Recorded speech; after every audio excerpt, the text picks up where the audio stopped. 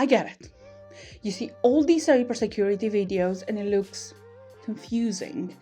You may watch how AI is changing the world, how big companies like T-Mobile or Activision are being hacked and all their data ending up online.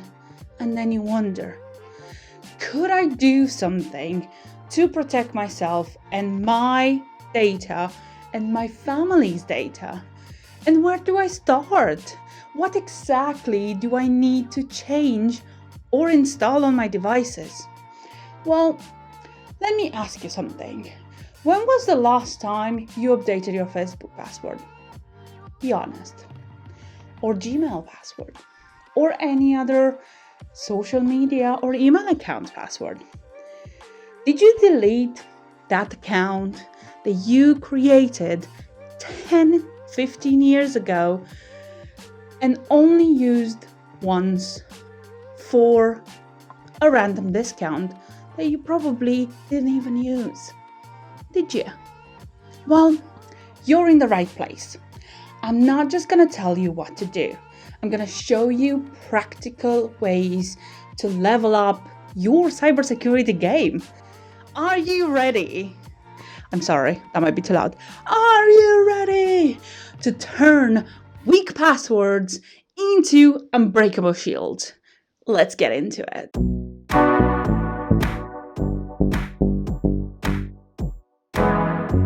Hello everyone, my name is Roxana, and today we're diving into a crucial topic that affects all of us: cybersecurity of our personal devices, mine included.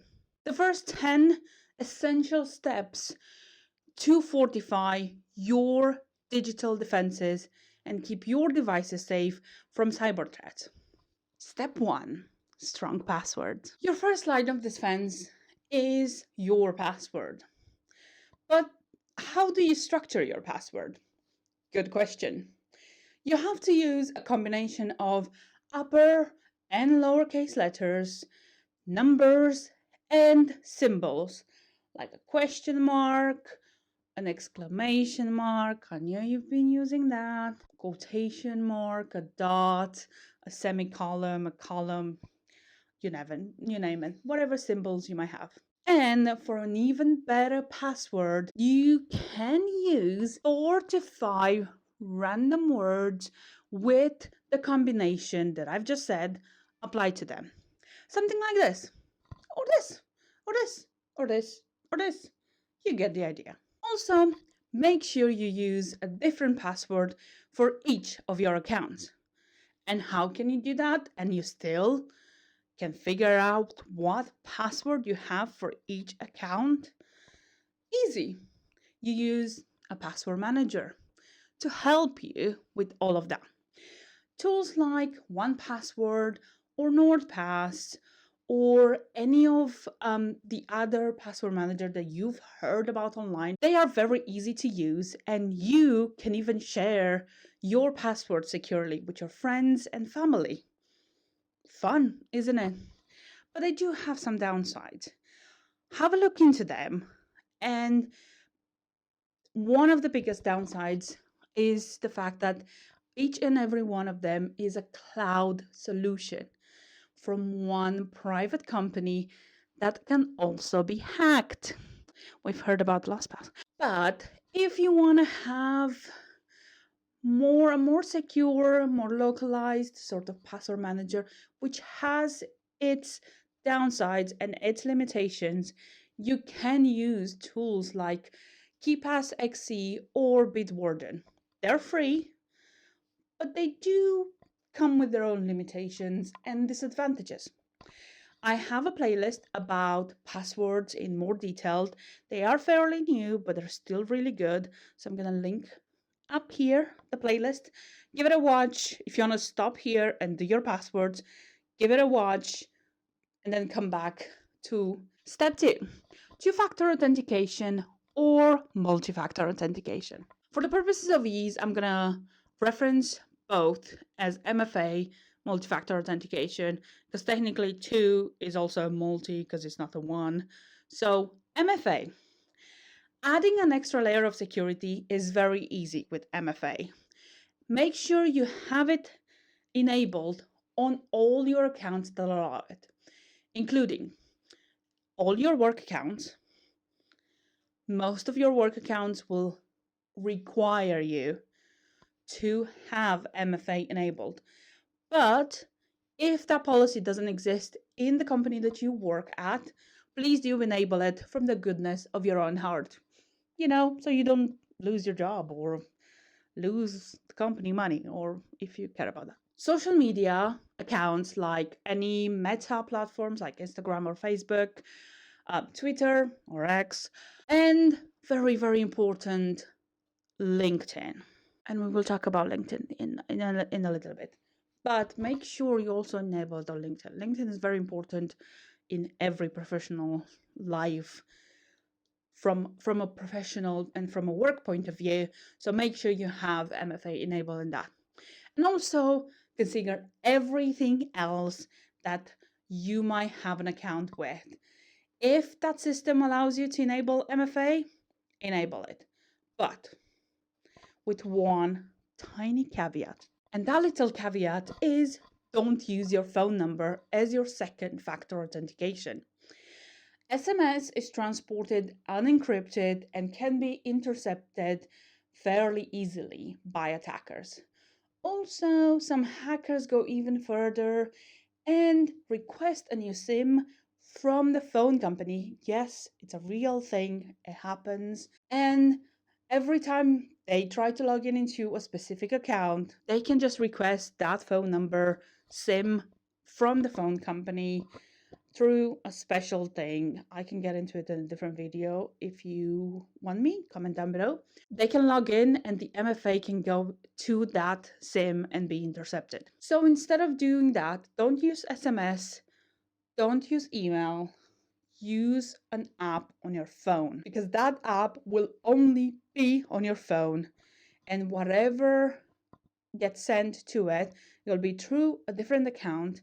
Whatever gets sent to it is an encrypted request, and now it usually some multi-factor authentication apps even put you to introduce a code that you can see on the screen and stuff like that. So use an app. You can use an app like Microsoft Authenticator or Google Authenticator.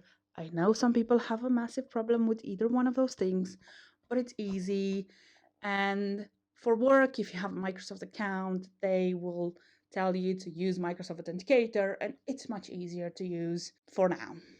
If you want to get more in depth into why it is, there's multiple videos on YouTube on why you shouldn't do it. But for ease of use, I'm recommending those two things. You can use other authenticated apps. It doesn't have to be that. There are open source ones. There are proprietary ones like the Microsoft and the Google one. I encourage you to shop around if you want to go beyond the Microsoft and the Google sort of options. Step 3, software updates. Keeping your software up to date is vital. You should definitely update your devices, any type of devices. Make sure you also go into those devices settings and enable automatic updates. This goes for every single device that you have, from laptop to desktops to phone to watches. And also, on top of all of that, think about your smart appliances. When was the last time you updated your smart TV? Or, that fancy coffee machine that you bought? That connects to the internet. Or even, when was the last time you checked if your Wi-Fi router has been updated lately? Go and have a look. You might find something really interesting there. Check them regularly. Make sure you get their updates fairly regularly as well. And if it has been a while and that Wi-Fi router hasn't been updated in a while, maybe also contact the company where you have the router from and say, hey, don't you have an update for me? It's been a while. Just asking. I've heard that there's multiple vulnerabilities that have come around regarding Wi-Fi in the past 6 months. And my Wi-Fi software hasn't been updated in a year. What's up with that? Send them a tweet. you know what I mean, or a message on social media platforms, shame them into updating your devices. You might do a good for everyone involved. Step 4. Secure Wi-Fi. Protecting your home network is essential. Make sure you go into your Wi-Fi admin portal and, very important, change the default password. Also, enable encryption. If you have a desire to go even further than that, I would recommend you to use a free tool like Wireshark. This tool allows you to analyze network data and its security. Very much not necessary, but it's a fun thing to kind of like look to see what passes through your network. Maybe you might find something in there, who knows? But learn about network traffic and kind of what our phones send out and send back. It's a really fun thing to do. Have a look around, and everybody learns in the process. You just go up and down and click on things and see what it sends through and so on. You don't have to become an engineer in order for you to use Wireshark. It's very easy to use and it's easy to learn. There's also plenty of tutorials here on YouTube that walk you through everything you need to know about Wireshark and how to use it. I'll link some down below. Make sure to check them out. Also, speaking of checking things out, I also have a full playlist on home and public Wi-Fi. I'll link it up here. Check it out. You can stop this video here. Go ahead and configure your Wi-Fi router with a new, fancy and secure password. Write it down somewhere, put it in a cute frame, and then come back, and then we can go to the next step. Step 5. Antivirus and anti-malware. Having antivirus software installed on your devices is as crucial as paying for an alarm in your house. It's not actively doing anything, neither an alarm is. But when someone is trying to break into your house, when you have a smoke detector, for example, and there's smoke in the house, it is there to protect you and alert you when it needs to be. An antivirus is there to protect you in case you click on the wrong link or download a package full of malware. We've all been there. Or we have family, like parents or children, that just click randomly on things and they're not very tech savvy per se, or not at all. And they just click on things because kids want to watch movies and cartoons, and adults have car interests, for example, and they just click on random things however they wanted to. So make sure you install an antivirus to protect everyone in your household from random clicks and from random malware. It can ruin your devices otherwise. I know it's a very, very silent protector, but it is very much worth it, especially once you have it installed and you look through the reports over time, you see how much is blocking. You would be surprised. I personally use Bitdefender. I've been paying for Bitdefender for years now. Bitdefender, I love you. You can use McAfee, Norton, or WebRoot. Do a bit of reading, have a look a bit online, look through the blogs and say, what's the best one? Blah, blah, blah. And you can find the best antivirus software for yourself, for your household, and for the budget that you have. I know that's very important. And antiviruses can get pretty expensive. They do a lot silently, and that's their job, but they can get very expensive. Step 6. Secure browsing. Using a secure browser can shield you from online threats. You can use privacy-focused browsers and extensions to enhance your online security. You can use tools like Tor browser, Brave, or Mozilla Firefox. It's surprising, I know, but I do recommend Firefox over Chrome. It is more open source and more secure. If you want to go a step forward, I always have a step forward for you. obviously. You can use browser extensions like Privacy Badger and uBlock Origin. All these tools will do a variety of things, from blocking tracking requests to blocking third-party ads to even enforcing encryption of your browsing traffic. Very, very good for you to have a look at. I've linked the tools down below. Have a look around. If you want to watch different videos about it, that's okay with me. And also use a VPN, specifically on public Wi-Fi. Now, a VPN won't protect you for everything. It won't keep you anonymous. Believe me, we share so much data on a daily basis just from our browsers. It's absolutely insane, and I'll get into it in a minute. But it will redirect the traffic through multiple IP addresses, and you are harder to track from your original IP address. On top of all of that, do not use a VPN for everything. For everyday use, do not use a VPN. If you're at home, don't use a VPN, because at the end of the day, these VPN services are also private companies. Let's not forget that.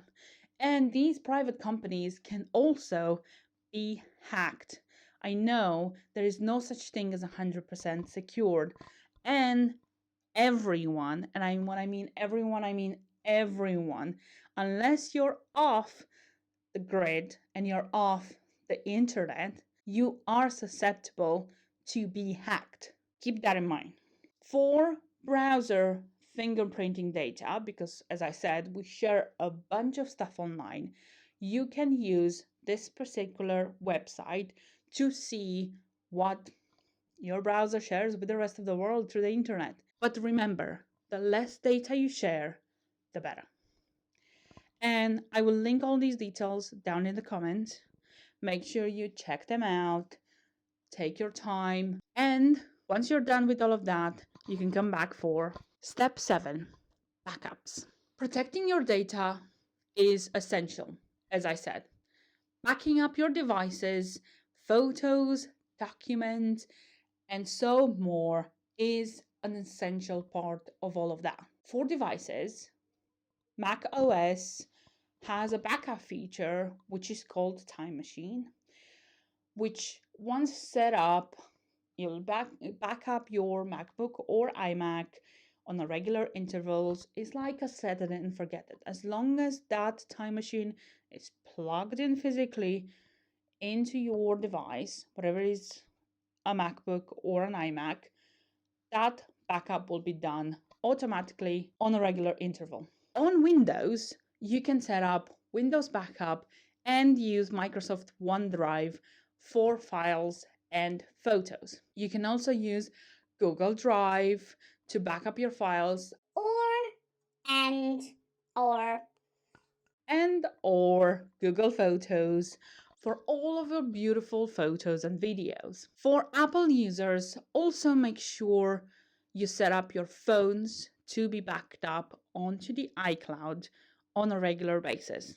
Whatever files you have on whatever devices, make sure you back them up some way, somewhere, either cloud or locally on an external drive. You can also back up your files and your photos in multiple places.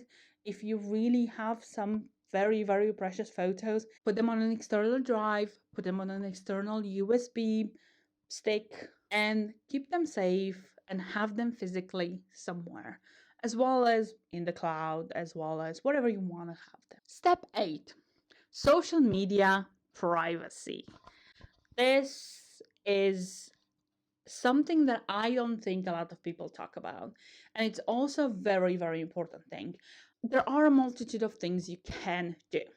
On Facebook, for example, you can limit the profile visibility that you have on your posts, on your photos, and even when you post on a regular basis, you can set the visibility of that singular post. Make sure you have a look into the privacy settings on your Facebook account, and you might find something really interesting there. On Instagram, if you want to go private, I recommend you go private and you can only have those photos on Instagram for the people that you approve, that you want them to follow. So it's like a mini Facebook, I guess you can consider it, but having all of the benefits of having an Instagram account while having your personal account private. And LinkedIn is a good and jolly place. We love going to LinkedIn when we want to change our jobs, want to open to have opportunities in our careers. We want to connect with our colleagues. We want to connect with the people that we've met at a conference, and we keep wanting to have that conversation with them. It's a very important, you could say it is a social media platform just for in a professional manner. But you can do something about it in LinkedIn to minimize the exposure that you have outside of the LinkedIn realm and just keep it inside of their systems. You can minimize the amount of searchable data on your LinkedIn account. Just go into your settings, under visibility, you can restrict who can see your email. If your profile is discoverable through your phone number, and so on. Go and have a look, go through each and every one of those settings, take your time, read the description, and make sure you actively agree with every single piece of information being shared outside of LinkedIn as well as inside of LinkedIn's platform, and make sure you approve of all of them. If you want to turn things on, if you want to turn things off, go for it, save it. Just make sure you're comfortable with everything that you're setting in. But I would recommend to restrict at least your phone number and email visibility, as well as your profile's visibility outside of LinkedIn. Your profile from LinkedIn is actually searchable on Google or any other search engines. So have a look. Let me know down below what you've discovered and what you've turned off. And isn't it weird the fact that you can find you can find people's phone numbers on LinkedIn? That's odd. Shouldn't be there. Remember when our phone numbers used to be on Facebook? It was a wild west back then. Step 9, email safety. Email is a common target for cyber threats. Email as a service sends all the data unencrypted and can be fairly easily hacked into. We've all heard the news about Yahoo being hacked or whatever email service being hacked, and all of the data ended up online, like emails and passwords and so on. If you want to encrypt your email, you can use a tool like Pretty Good Privacy. I'll link in the description a great guide on Pretty Good Privacy, encryption, and what tools you can use and how to install them and so on. It's fairly comprehensive. And I also have a video on email security, link up here. It's pretty old, but it has really good nuggets. But if you want a more updated video, I found a video from a channel called All Things Secured. I'll link it down below in the description. That video is a great start. Also, check out the channel. It's really informative and shows you a lot of good things you can do about your personal privacy and cybersecurity. It's amazing.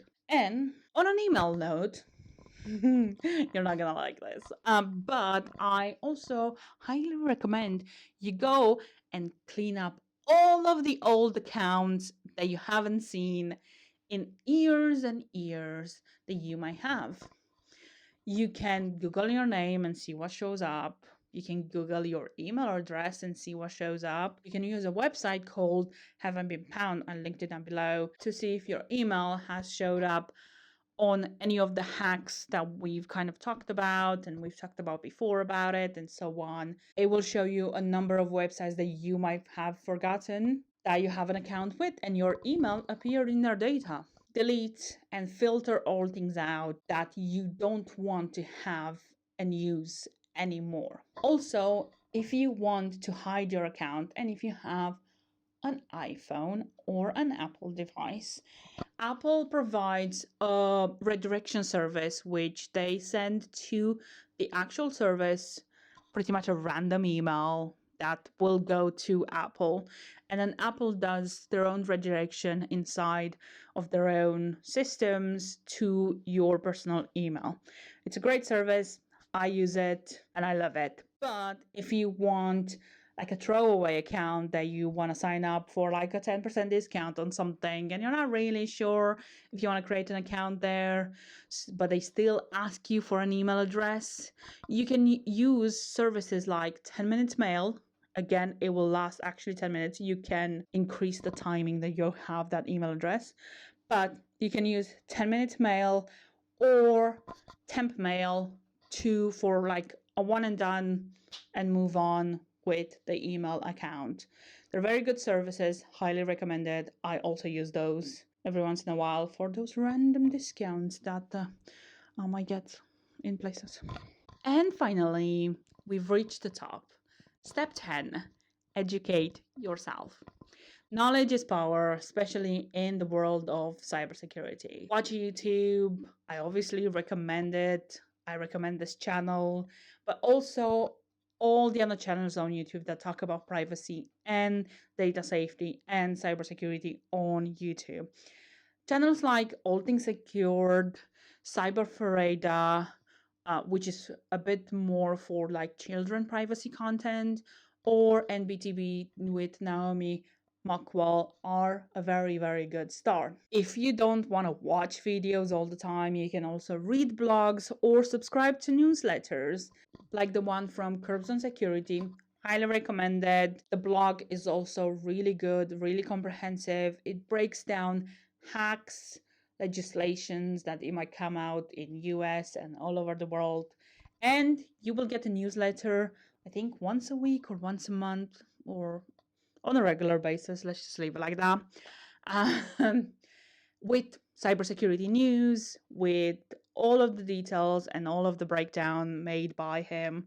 It's a really good newsletter. I love it. I love getting it in my inbox. And if you want to watch cool hacking things, you can watch channels like Hack Exploit or Laurie Wired. They're a perfect destination for hacking things, hacking into Linux, how to use Linux, hacking into Windows, exploiting whatever malware or vulnerability exists right now. They're amazing channels. Highly recommend them. Go ahead. They're really fun to watch. They're actually really fun to watch. I watch them every once in a while and I really enjoy it. I mean, I also, am here talking about cybersecurity, so of course I enjoy it. In conclusion, you have reached the 10 steps. Strengthening your cybersecurity is 100% a process. I'm still working on it. You are still working on it. And you might have to spend some money and on some of these steps, but I promise you it is worth it.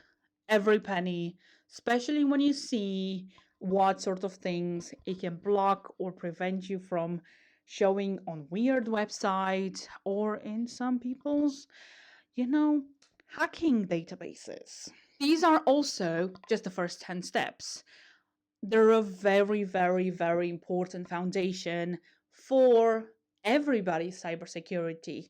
You start from the beginning, you start with a password, and the last thing you know, you started buying VPNs, antiviruses, and RFID protective cards. Speaking of, I will make a video on devices you can use to protect, for example, your credit cards with RFID blockers, and any other devices you can use. There's also a multitude of videos on YouTube about setting up your local password manager, a local VPN, if you're like daring and you want to go forward to do it.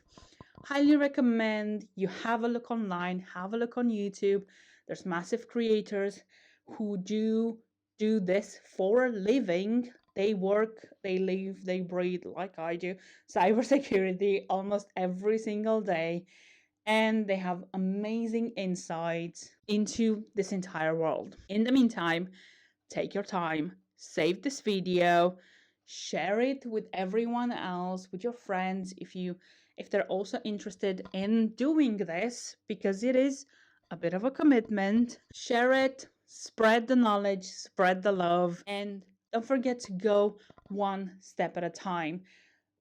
Don't worry, I won't take it personal. You can come back to this video anytime that you want. It's here on YouTube. Do step 1, take a break. Do step 2, take a break. Make sure you go through each and every one of those steps, except 10, because you're here.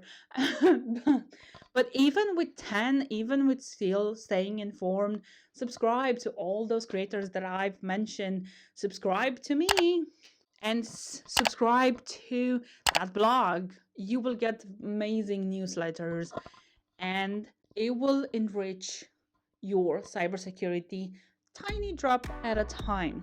I have put in the description timestamps and resources. As I said, there's links down there for days. So make sure you check them out as part of your research and watch the videos that I've recommended. Watch the other videos, mine or from other YouTube channels. Build your knowledge. It's very important. Now that you've taken significant steps in boosting your cybersecurity, I have one request for you. One more request for you. Subscribe. If you found this video helpful, don't forget to give it a massive thumbs up.